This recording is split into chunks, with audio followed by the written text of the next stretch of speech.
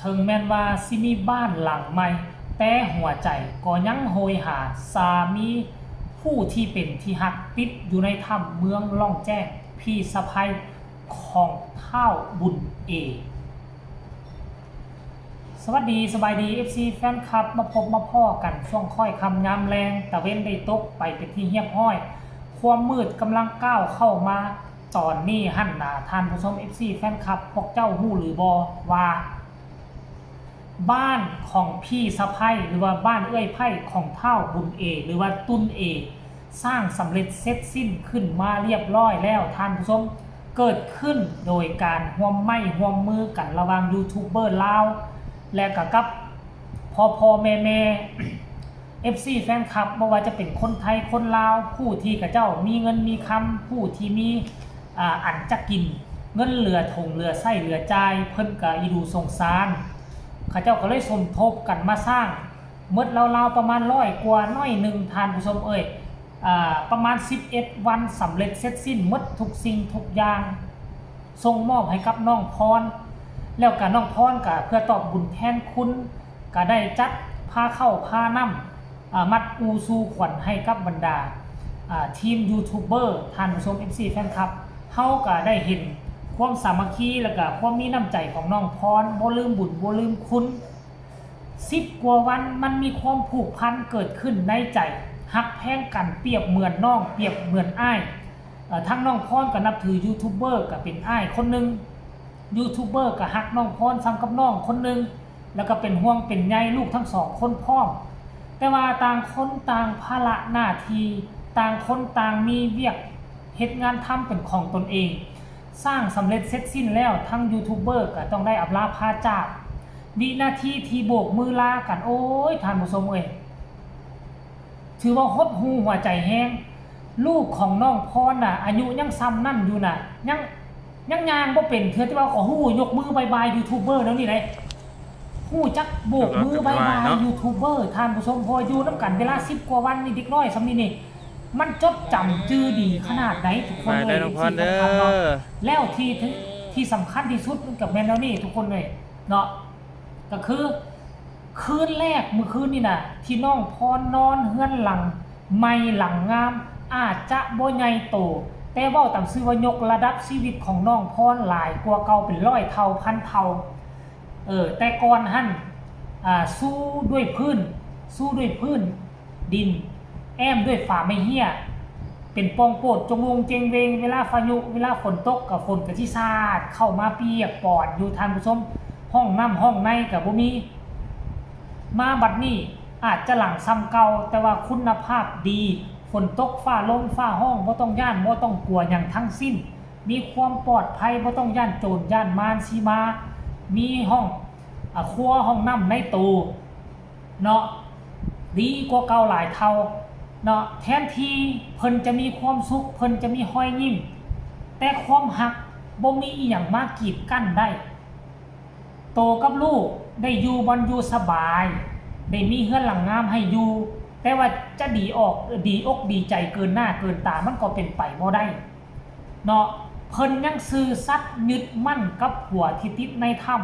ำมื้อคืนนี่เป็นคืนทำอิฐหลังจากกู้ภัยหนีหลังจากสร้างหนีกับอบนกู้ภัยยูทูบเบอร์หนีกับบ้านกับซองเป็นคืนแรกที่น้องนอนคนเดียวน้องก็ออกมาแชร์โพสต์คนห้องให้พร้อมกับมาเขียนบอกความในใจว่า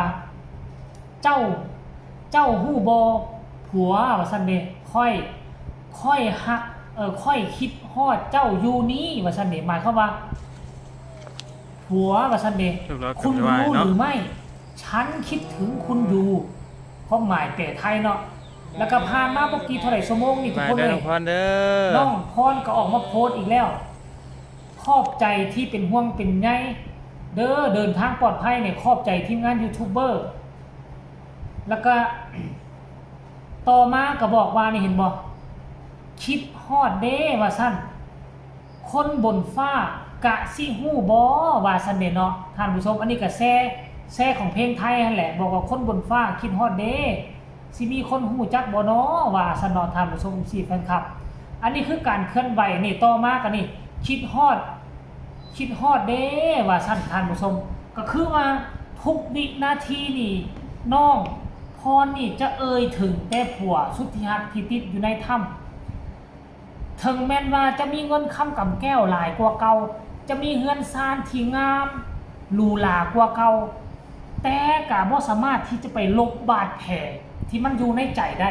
ค่อยเชื่อว่าตลอดชีวิตน้องพรคงจะบ่ลืมคนนี้ได้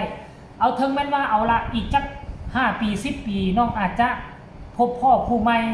แต่งงานกับคนใหม่แต่ค่อยว่ามันเป็นไปบ่ได้ที่จะให้ในใจของเราลืมผู้ชายคนนี้ไปได้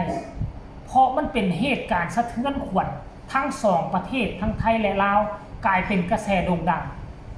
ทุกภาพความจำที่คนพลุกพล่านอยู่หน้าถ้ำโอ้โห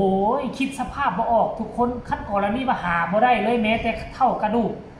บ่คิดว่าฝันอีก5 ปีอาจจะเห็นน้องพรพาลูกพาเต้าไปกราบไหว้ทั้งปากถ้ำจะไปเล่าเรื่องพอของข้าเจ้าให้ฟังว่าพออยู่ใส่เป็นจังไดอาจจะเป็นแนวนั้นก็ได้แต่ว่าค่อยเชื่อมั่นในกู้ภัยไทยลาววิทย์ฤดูฝนยามใดต้องเห็นข้าเจ้ามาแน่นอนขั้น2 คนเข้าไปในถ้ำพันแท้ 100% จังใดก็ต้องได้เสื้อผ้าหน้าผมกลับคืนมาแน่นอนเนาะเสื้อผ้าหน้าผมห่างให้วิญญาณน่าจะได้กลับคืนมาแน่นอนวันประมาณเดือน10นี่เด้อวิทย์ฤดูฝนเดือน9เดือน10นี่เนาะต้นฤดูหนาวนี่ข้าเจ้าคงจะกลับคืนมาแน่นอนอย่างน้อยๆก็ได้เท่ากระดูกมาเมียนคาบอาบฝุ่นมาเฮ็ดพิธีทางพระพุทธศาสนาตามความเชื่อของชนเผ่าข้าเจ้ามันก็ยังดีได้ทานผู้ชมเนาะเฮาก็ยังเป็นห่วงเป็นใยอยู่ทุกคนเห็นน้องยืนคอยเกออยู่ผู้เดียวยืนผู้เดียวเลยเด้ยูทูบเบอร์ก็ขึ้นรถอวยรถกลับไปน้องก็ยืนอยู่คนเดียวหน้าเฮือนของตัวเองดังที่ทุกคนเห็นอยู่ในคลิปนั่นแหละโอ้โหเฮือนก็เป็นเฮือนหลังสุดท้ายห่างจากเฮือนผู้อื่นประมาณ10เมตรแมนอยู่มาห่างแต่10เมตรแต่เป็นเฮือนหลังสุดท้ายแล้วอยู่บ้านนอกคอกนานี่ 7-8 โมงแรงนี่มิดจัด 7-8 โมงแรงนี่ซ้ำบ้านซ้ำคนอยู่ในเมืองประมาณ11-12 โมงพุ่นแหละมันเป็นแนวนั้นใดทุกคนมันเป็นแนวนั้นใดมาติดตามตอนต่อไปว่ามื้อใด